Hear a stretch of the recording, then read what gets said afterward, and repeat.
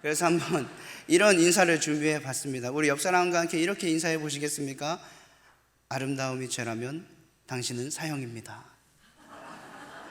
우리 옆 사람을 바라보시면서 한번 인사하겠습니다. 별로 아름답지 않은 것 같아요. 네, 저는 이제 아직 대학원 공부를 하고 있는 학생입니다. 그러다 보니까 집이 이제 제가 멀잖아요. 그래서 기숙사에서 지금 거주하고 있는 그런 상황입니다. 근데 이제 이번 학기부터는 기숙사에서 총무 역할을 맡게 되면서 좀 사람들에게 조금 더 많은 관심을 갖게 되었어요. 특히 새내기들에게 정말 관심을 많이 갖게 되었는데요. 이 새내기들에게 관심을 갖다 보니까 이들이 학교에 어떻게 오는지 조금 궁금증이 생기더라고요. 근데 여러분 아시다시피 요즘 대학을 들어오기 위해서는 두 가지 방법이 있잖아요. 첫째, 열심히 학교 생활해서 수시로 학교를 들어온다. 둘째, 공부를 열심히 해서 정시로 학교를 들어온다. 근데 여기서 끝나는 게 아니고 이제 그 이후에 면접이라는 게 또 있지 않습니까? 근데 이 면접이 보니까 요즘은 조금 다르더라고요. 우리는 열심히 자기소개서 준비하고 이력서 쓰고 뭐 내 스펙을 포트폴리오 작성해서 열심히 제출해서 면접을 받더라면 요즘은 대부분의 많은 학교들 그리고 기업들이 블라인드 테스트를 진행하는 겁니다. 이 블라인드 테스트가 뭔지 이제 제가 사전적인 의미를 좀 봤는데요. 이 똑똑한 네이버가 이렇게 얘기해 주더라고요.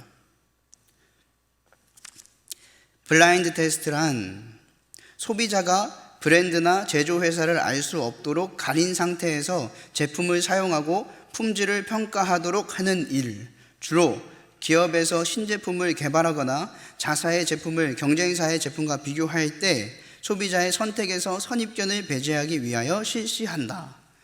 쉽게 말씀드리면 그냥 다른 거 다 안 보일 테니까 그래서 이 물건이, 그래서 이 사람이 내 마음에 맞는가? 예요.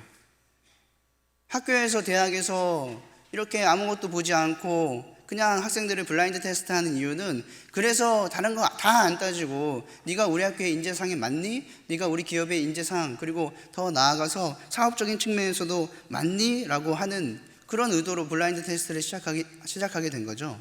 근데 여러분 이 블라인드 테스트의 단점이 뭐냐면 모두가 완벽하지 않다는 거예요. 그 누구도 완벽한 사람은 없다는 겁니다. 다들 아시다시피 여호수아는요 출애굽 다음 세대들과 함께 가나안 땅에 들어간 인물입니다. 이 여호수아가 어떻게 그 출애굽 다음 세대들, 그러니까 이스라엘 자손들과 함께 가나안 땅에 들어갈 수 있었는지 오늘 함께 알아보길 소망하는데요. 모세가 죽었습니다.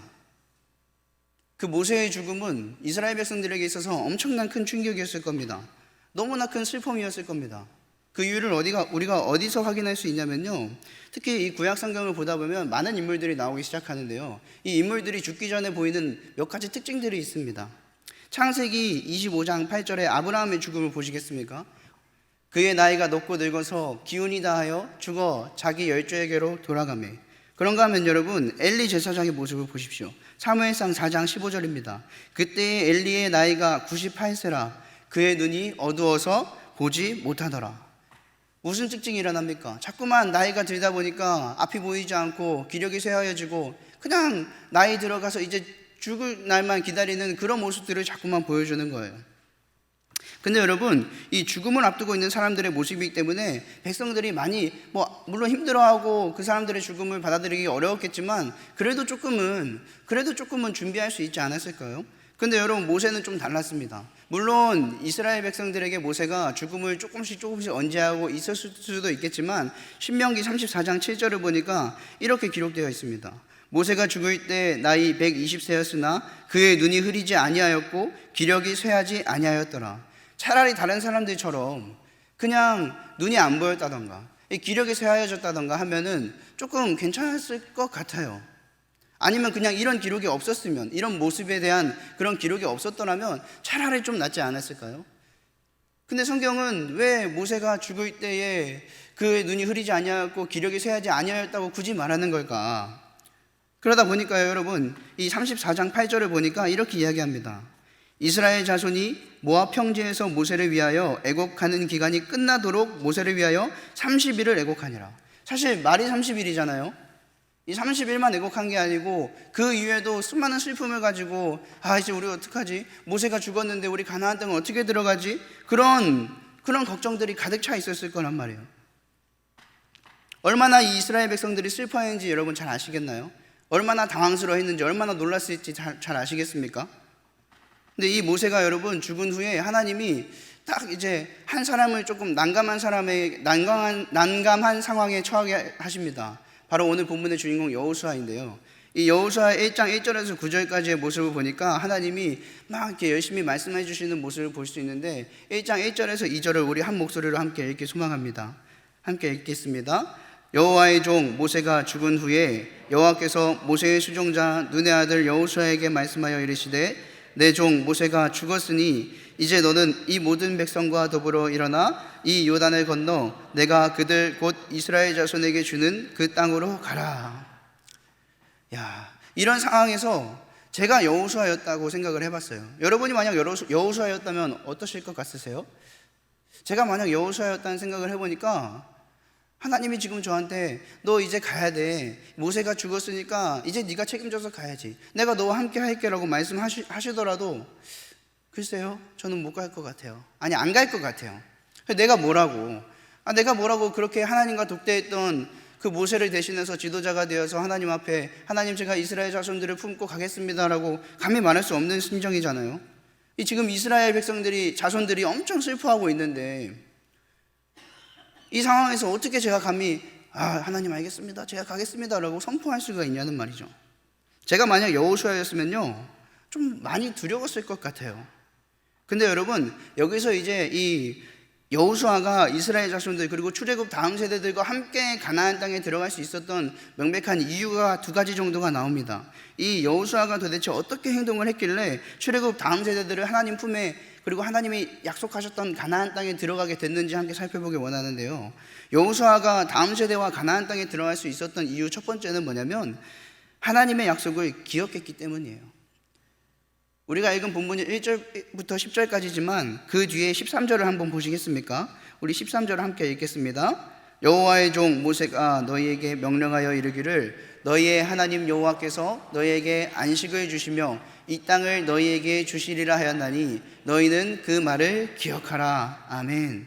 여호수아는 하나님의 약속을 기억했습니다. 그리고 모세를 기억했고 모세를 통해서 보여주셨던 하나님의 역사를 기억했고 하나님 모세를 어떻게 쓰셨는지 사용하셨는지를 잘 기억했던 사람이 이 여호수아였어요. 근데 여기서 끝나는 게 아니고 여호수아가 자꾸만 다음 세대들에게 얘기하는 거예요. 너희 기억해야 돼. 우리가 보았던 모세의 모습을 기억하고 모세를 통하여 보여주었던 하나님의 역사를 기억해야 되라고 여호수아가 지금 선포하고 있는 거 아니겠습니까? 지금 이 여호수아가 다음 세대들에게 기억하라고 하는 이 말이요 얼마나 중요한 말인지 여러분 아세요? 왜 우리가 지금 이 여호수아가 이제 다음 세대들에게 선포하는 하나님의 약속을 하나님이 모세를 통하여 어떻게 역사하셨는지 어떻게 약속을 이루어 가셨는지 이것을 알려주는 것, 기억하는 것을 왜 배워야 되냐면요 어렸을 때 아이들에게 임하셨던 그 성령, 그것이 지금 나이가 들고 커서도 아이들이 느꼈던 말씀과 찬양을 하면서 느꼈던 그런 감정들이 나이가 들어서도 그것이 삶을 살아가게 하는 원동력이 되고 능력이 된다는 거예요. 이 찬양 아시죠? 돈으로도 못 가요 하나님 나라, 힘으로도 못 가요 하나님 나라, 거듭나면 가는 나라 하나님 나라, 믿음으로 가는 나라 하나님 나라. 제가 20년 전에 처음 불렀던 찬양입니다. 근데 아직도 기억해요. 그뿐만이겠습니까? 이제 주일학교 시절에 한 달에 한 번 암송 캠프를 진행했습니다. 1박 2일로 진행을 했는데요 하루에 12구절을 외웠어요. 12구절을. 그렇게 했던 이유는요 밥을 안 줘서 외웠어요. 12구절을 안 외우면 그날 저녁을 못 먹었습니다. 맨날 맛있는 거 돈가스 이런 거 해주시는데 못 먹으면 좀 아쉽잖아요. 그래서 이제 열심히 외우고 했는데요 그 말씀이 지금도 기억이 나요. 그때 외웠던 말씀들이 지금도 생각이 나고 아차 싶을 때 자꾸만 그때 외웠던 말씀들이 불쑥불쑥 생각나는 게 이게 큰 원동력이 되는 거 아니겠습니까? 여호수아가 이 백성들에게 우리 다음 세대들이요 모세가 하나님을 통하여 역사하셨던 그때를 기억해야 돼. 하나님이 모세를 통해서 역사하셨던 그때를 기억하는 게 얼마나 중요한지 아니하고 설명해 주는 거. 모세를 기억하고 모세를 통해 역사하셨던 하나님을 기억했던 것이 얼마나 우리에게 중요한 건지, 그리고 여호수아가 가나안 땅에 들어갈 수 있었던 가장 큰 이유 중에 하나였다는 거죠. 그런가 하면 여러분, 여호수아가 다음 세대와 가나안 땅에 들어갈 수 있었던 두 번째 이유가 있는데요. 그 이유가 뭐냐면 여호수아가 하나님의 말씀 앞에 즉각적으로 반응했기 때문이에요. 오늘 우리가 읽은 본문 9절을 보니까 이렇게 얘기하네요. 함께 보기 원합니다. 내가 내게 명령한 것이 아니냐. 강하고 담대하라. 두려워하지 말며 놀라지 말라. 내가 어디로 가든지 내 하나님 여호와가 너와 함께 하느니라 하시니라. 하나님이 이제 여호수아에게 이렇게 말씀하시잖아요. 자, 모세 죽었어. 근데 너가 우리 이스라엘 자손들을 잘 데리고 나가야지. 내가 너와 함께 할게. 그 대신 몇 가지 좀 지킬까? 우로나 자로나 치우치지 말고, 그리고 내 말씀을, 하나님의 율법을 주 야로 묵상해야 돼. 이런 것들 지키고, 그리고 내가 너와 함께 하는 게 가장 큰 선물 아닌가? 라고 말씀하시지만 사실 여호수아의 입장에서는 아니잖아요. 아, 하나님 너무 내 마음을 몰라주시네. 이런 마음으로 다가섰을 거예요. 근데 여러분, 이 10절에 보니까 여호수아의 반응이 이렇게 나타납니다. 우리 10절을 함께 읽어볼까요? 시작. 이에 여호수아가 그 백성의 관리들에게 명령하여 이르되. 이에 여호수아가, 하나님의 말씀이 끝나자마자 여호수아는 행동하기 시작합니다. 그냥 하나님이 내가 너와 함께 있을 거야, 제발 좀 내 백성들 좀, 제 자손들 좀 이끌어줘라고 말씀하셨을 때, 이에 여호수아가 그냥 즉각적으로 하나님 말씀 앞에 순종하면서 관리들을 모으고 명령하여 이르되, 하나님의 이름으로 이제 우리 가나안 땅으로 들어가야 돼라고 외쳤던 그 외침, 고민하지 않고 즉각적으로 반응하는 그 여호수아의 이 외침이, 이 행동이 그 이스라엘 자손들과 함께 가나안 땅에 들어갈 수 있었던 이유 아니겠습니까? 근데 여러분, 모세가 정말 좋은 지도자였지만 한 가지 아쉬운 점을 꼽자 그러면 모세는 너무 말이 많아요. 말을 못한다고 하는데 너무 말이 많아요. 처음 하나님이 모세를 부르셨을 때를 기억하십니까? 그때 하나님이, 모세야, 이제는 내가 저 이스라엘 백성들이 애굽에서 아파하는 소리를 들었고, 그리고 그들을 위해서 내가 출애굽시킬 텐데 너가 좀 필요한데 같이 가주겠니라고 말씀하셨을 때요, 모세가 계속 아니라고 하잖아요. 하나님, 저는 아닌 것 같습니다. 저는 말도 못하는 자고요, 입도 굳어 있고요, 저 말고 차라리 다른 사람을 보내주시지 왜 하필 접니까? 라고 얘기했을 때, 그때 모세가 간과한 게 뭐예요?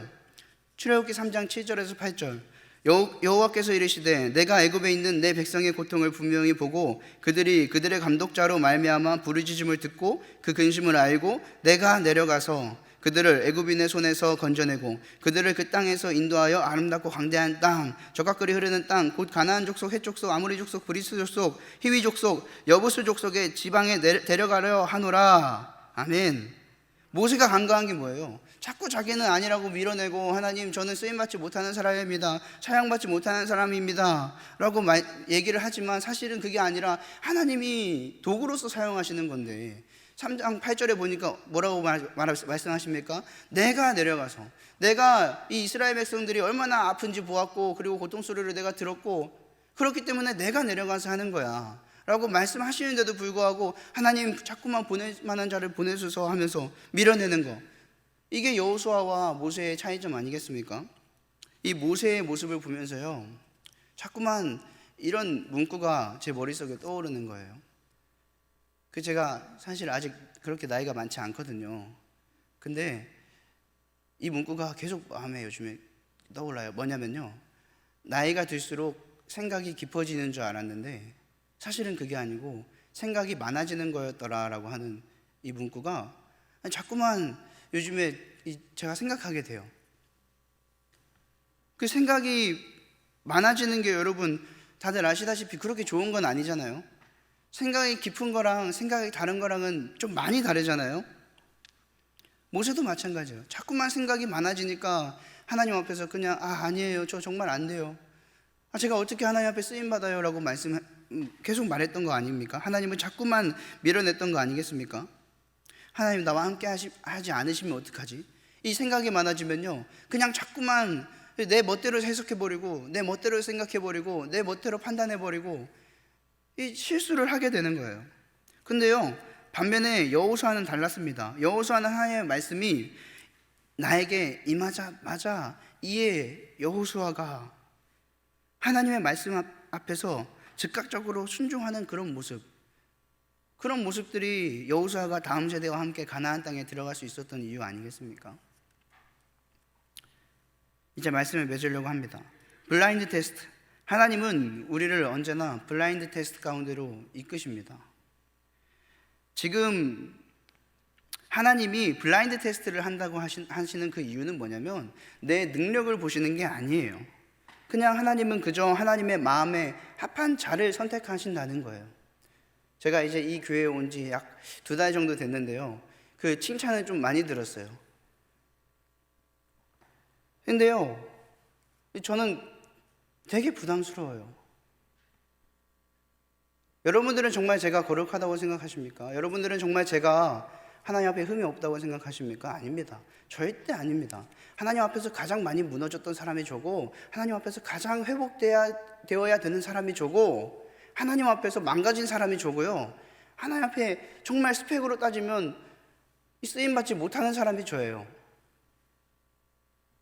근데 자꾸 제가 뭘 하기만 하면 전도사님 최고예요, 전도사님 오셔서 너무 좋아요, 그게 부끄러워요. 얼굴을 못 들겠어요. 왜냐면요, 사실은 저희 선생님들이 더 많이 하시거든요, 저보다. 수련회 가서도 제가 하는 거 사실 별로 없어요. 저희 선생님들이 다 해주세요. 제가 학생인 줄 알았어요. 제가요, 그런 얘기를 들을 때마다 너무 화가 나요. 왜냐면 사실은 그렇지 않은 내 모습은 제가 너무 잘 아니까 그런 얘기를 들을 때마다 자꾸만 제 속에서 그 화가 막 나요. 그래서 이런 얘기를 들을 때마다요, 한 장면이 떠오릅니다. 예수님이 예루살렘 땅에 이제 입성하실 때 나귀 새끼 한 마리를 타고 오세요. 근데 그때 막 사람들이 종려나무까지 흔들면서 호산나 다윗의 자손 예수여 하면서 막 환영하는 그런 모습들. 근데요, 그때의 그 모습 속에서 저는 그냥 그 나귀 새끼 같아요. 아무것도 한 거 없고 그냥 예수님이 마음에 들으셨는지 모르겠지만 골라서 그 나귀 새끼 한 마리를, 물론 약속의 성취, 언약의 성취, 하나님 말씀의 성취라고 말씀하시지만 그 나귀 새끼를 타고 들어오신 것 뿐이지 그냥 그저 사용하신 것 뿐인데, 뭔가 제가 마치 그 나귀 새끼라도 된 것 마냥 기뻐하는 것 같아요. 막 예수님을 찬양하는데 제가 기뻐하는 것 같고, 나를 막 사람들이 환영해 주는 것 같고, 그런 장면이 계속해서 떠오릅니다. 하나님은요, 그냥 단순하게 그냥 저를 잠깐 쓰신 것 뿐이에요. 어느 교회 가니까 이런 이야기가 있더라고요. 장로 되려면 돈이 많아야 돼. 안수집사 되려면 돈이 많아야 돼. 절대 그렇지 않습니다. 하나님은 그런 걸 원하시는 것이 아닙니다. 저는요, 우리 다음 세대 아이들이 꼭 이 말만큼은 기억했으면 좋겠어요. 하나님은 절대로 돈 많고 똑똑하고 공부 잘하고 능력 있는 사람을 쓰시는 게 아닙니다. 하나님은 그저 블라인드 테스트, 아무 여건도 보지 않고 아무 능력도 보지 않고 그저 하나님의 마음에 합한 자를 쓰십니다. 마치 여호수아가 그랬습니다. 그렇다면 여러분, 우리 부모님 우리 기성세대 분들에게 드리고 싶은 말씀은, 여호수아가 모세를 기억하고 그리고 모세를 통하여 역사하셨던 하나님을 기억했던 것처럼, 그리고 그 신앙을 옆에서 자꾸만 이야기해 줬던 것처럼 우리 부모님 그리고 기성세대들도 그렇게 해야 될 줄 믿습니다. 여호수아가 모세를 기억할 수 있었던 이유는 모세가 그냥 옆에서 말만 했다면 그러지 않았을 거예요. 자꾸만 여호수아에게 보여줬을 거예요. 우리의 하나님은 이런 분이셔, 우리가 하나님과 이렇게 소통해야 돼 하는 이런 것들이 자꾸만 보여줬을 거예요. 그렇기 때문에 여러분, 우리도 마찬가지로 자꾸만 우리의 신앙의 모습들을 보여줘야 합니다. 말로만 해서 되는 게 아니고 보여줘야 합니다. 그때에 비로소 하나님이 우리 모두와 함께 가나안 땅으로 들어가실 줄 믿습니다.